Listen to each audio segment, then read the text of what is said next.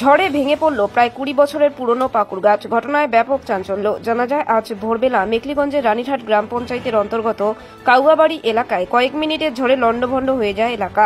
ভেঙে পড়ে গাছগাছালি, বিদ্যুতের স্তম্ভ, বাড়িঘর। নষ্ট হয়েছে মাঠের বোরো ধান, পাট ক্ষেত, ভুট্টা ক্ষেত।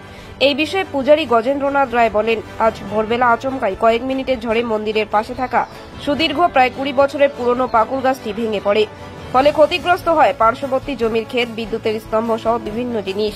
শুধু পাকুড় গাছ নয়, এলাকায় অনেক গাছগাছালি ভেঙে পড়েছে, ফলে সমস্যায় পড়েছেন এলাকাবাসী। এখানে যে হঠাৎ করে ঝড় আসলো, তো এই গাছটা ভেঙে পড়ে মন্দিরের পাশে এই পাট ক্ষেত ছিল, পাট খেতে প্রচুর নষ্ট হয়ে গেছে। কিসের গাছ ছিল এটা? এটা বট পাখিরি গাছ ছিল। ভাঙছে গাছটা?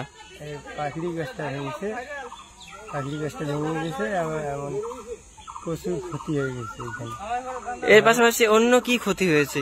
এই যে পাট ক্ষেত নষ্ট হয়ে গেছে, বিদ্যুতের তার নষ্ট হয়ে গেছে, মানে অনেক সমস্যা হয়ে গেছে।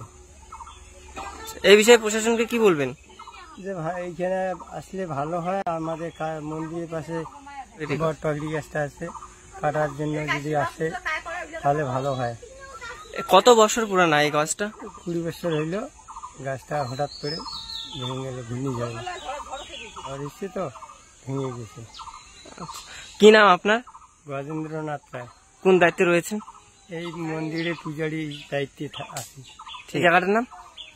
১৩৯ বুকনামান্দা, কাউয়ার বাড়ি। ঠিক আছে।